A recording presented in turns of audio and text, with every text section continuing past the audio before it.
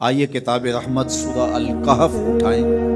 اللہ تعالیٰ نے ایک واقعہ بیان کیا ہے حضرت موسیٰ اور حضرت خضر علیہ السلام کا کہ حضرت موسیٰ علیہ السلام عزم مصمم کر کے جب چلے تو اللہ فرماتا ہے کہ ہم نے حضرت موسیٰ علیہ السلام کو جس بندے کی نشانی بتائی تھی وہ بندہ ان کو وہاں مل گیا۔ سفید چادر اوڑے حضرت خضر علیہ السلام وہاں لیٹے ہوئے تھے تو یہ جا کے ان کے پاس کھڑے ہو گئے کہ حضرت میں آپ کی خدمت میں اس لیے آیا ہوں کہ اللہ نے آپ کو جو خصوصی علم عطا کیے ہیں میں ان کو سیکھنے کی غرض سے آپ کی چوکھٹ پہ آیا ہوں۔ کہا تم میرے ساتھ صبر نہیں کر پاؤ، معاملے مشکل ہیں، سفر دشوار ہے، منزل کٹھن ہے اور میرے معاملات ایسے ہیں کہ تم اعتراض کرو گے اس کے بغیر تم رہ نہیں سکتے۔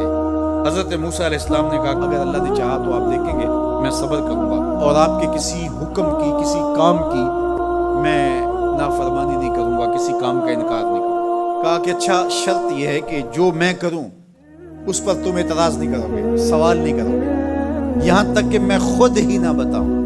تو کہا کہ یہ شرط ٹھہری، میں کوئی بات نہیں کروں۔ فانطلقا، دونوں چل پڑے، دریا کے پار جانا تھا۔ جو کشتی کا مالک تھا، کشتی بان تھا، وہ حضرت خضر علیہ السلام کو جانتا تھا تو اس نے کرایہ بھی نہیں لیا، لیکن جب کشتی پر سوار ہوئے تو عصا مار کے حضرت خضر علیہ السلام نے کشتی کا ایک پھٹا توڑ دیا۔ بے ساختہ حضرت موسیٰ علیہ السلام نے کہا آپ نے پھٹا توڑ دیا، یہ سارے ڈوب جائیں؟ کہا میں نے کہا تھا نا تم میرے کاموں پہ صبر نہیں کر پاؤ۔ حضرت موسیٰ کو یاد آیا، کہا میں بھول گیا تھا، اس پر مواخذہ نہ کیجیے۔ پھر دونوں چل پڑے، بچے کھیل رہے تھے، ایک خوبصورت لڑکا وہ بھی بچوں میں کھیل رہا تھا۔ حضرت خضر آگے بڑھے اور اس کی گردن مروڑ دی، اس کو قتل کر دیا۔ صاحب شریعت تھے حضرت موسیٰ علیہ السلام، نہ رہ سکے پھر بول پڑے ایک جان کو بغیر کسی جان کے بدلے میں قتل کر دیا، اس نے گوایا کیا تھا ہمارا؟ آپ نے بہت ہی جو ہے وہ غلط کام کیا، یہ کام اچھا نہیں کیا آپ نے۔ کہا میں نے کہا نہیں تھا کہ تم میرے ساتھ صبر نہیں کر پاؤ۔ کہا ایک موقع اور دے دیجیے، اب اگر میں نے کوئی اعتراض اٹھایا تو پھر دوبارہ مجھے آپ اپنی صحبت میں نہ رکھیے، عذر تمام ہو جائے گا۔ پھر دونوں چل پڑے، یہاں تک کہ ایک بستی میں دونوں آئے تو آپ نے بستی والوں سے کہا کہ ہم مہمان ہیں، آپ ہماری مہمان نوازی کیجیے، کھانا کھلائیے۔ تو انہوں نے انکار کر دیا، کہا کہ ہم تو آپ کو بلایا نہیں ہے، آپ خود آئے، آپ اپنے کھانے کا خود انتظام کیجیے۔ گزر رہے تھے گلی سے تو ایک دیوار گرنا چاہ رہی تھی تو جلدی سے اس دیوار کو مرمت کر دی۔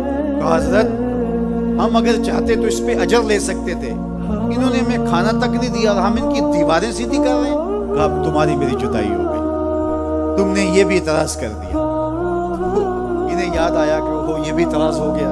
اب میں تمہیں بتاتا ہوں کہ یہ 3 کام میں نے کیوں کیے۔ اللہ اکبر۔ اب سنیے، قرآن ہمیں بتاتا ہے کہ ظاہری علم بھی ہوتا ہے لیکن کوئی باطنی علم بھی ہوتا ہے۔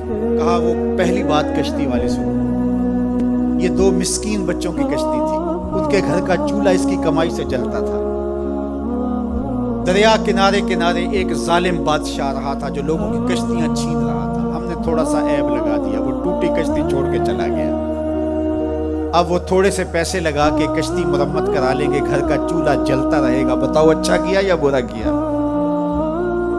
کہا رہی بات اس بچے کی جس کو ہم نے قتل کیا، اس کے ماں باپ مومن تھے، نیک تھے، صالح تھے، بچے نے بڑا ہو کے بہت برا ہونا تھا، ہم نے اس کو قتل کر دیا، اللہ اس کے بدلے ان کو بہتر اولاد دے گا۔ علماء تفسیر نے لکھا ہے اس بچے کے بدلے میں اللہ نے ان والدین کو ایک بیٹی عطا کی جس کی نسل سے 70 نبی پیدا ہوئے۔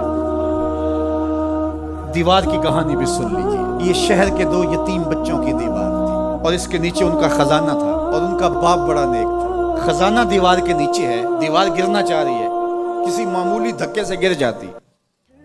2 ہی صورتیں تھیں، یا وہ بچے خود اپنا خزانہ اٹھا لیتے یا لوگ اٹھا کے لے جاتے۔ لوگ اٹھا کے لے جاتے پھر بھی ہاتھ میں کچھ نہ آیا، اور اگر وہ خود اٹھا لیتے تو بچے ہیں، بچپنے کی وجہ سے وہ اس کو اڑا دیتے، تو ہم نے اس کے اوپر دیوار کھڑی کر دی جب تک وہ اس قابل نہیں ہو جاتے کہ یہ خزانہ نکال کے اس کو صحیح مصرف پہ لگا سکے، اتنی دیر تک دیوار گرے گی نہیں۔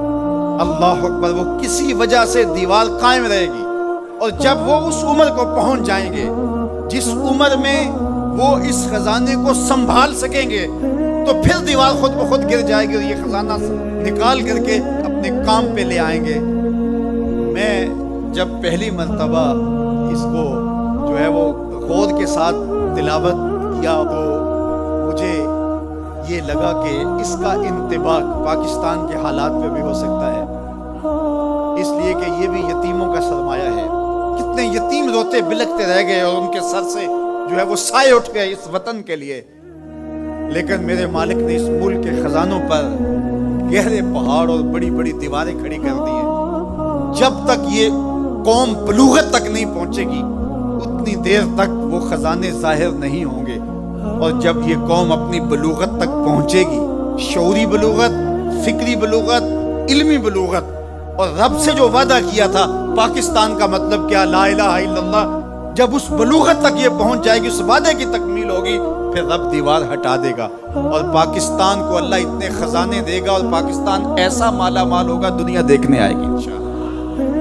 اس لیے رب نے دیواریں بنا کے رکھی۔ تمہارا باپ معین الدین چشتی بڑا نیک تھا، تمہارا باپ داتا گنج بخش علی حجویری بڑا نیک تھا، تمہارا باپ حضرت مجدد الف ثانی بڑا نیک تھا، ان کی وجہ سے میں دیواریں کھڑی کر رہا ہوں اور مضبوط حصار لگا رہا ہوں تمہارے خزانوں پر، اور وہ وقت آئے گا جب تم بلوغت کی عمر کو پہنچو گے، دیواریں ہٹ جائے گی اور تمہارا وطن زمانے پہ مہکتے پھول کی طرح اور چمکتے ستاروں کی طرح اور روشن آفتاب کی طرح چمکتا اور مہکتا دکھائی دے گا، اور زمانہ پاکستان دیکھنے آئے گا، پاکستان دنیا کی قیادت کرے گا انشاءاللہ۔ تو کہا یہ تعویل ہے ان باتوں کی جو باتیں میرے رب نے مجھے بتائی، اور یہ میں نے اپنی مرضی سے نہیں کہی، اور جو میں نے کیا اپنی مرضی سے نہیں کیا۔ تو یہ باطنی باتیں ہیں، شاید یہ باطنی باتوں کے جوش میں یہ بات بھی میں کر گیا۔ وہ کیا کسی نے کہا تھا کہ بھری محفل میں ایک راز کی بات کہہ دی، بڑا بے ادب سزا چاہتا۔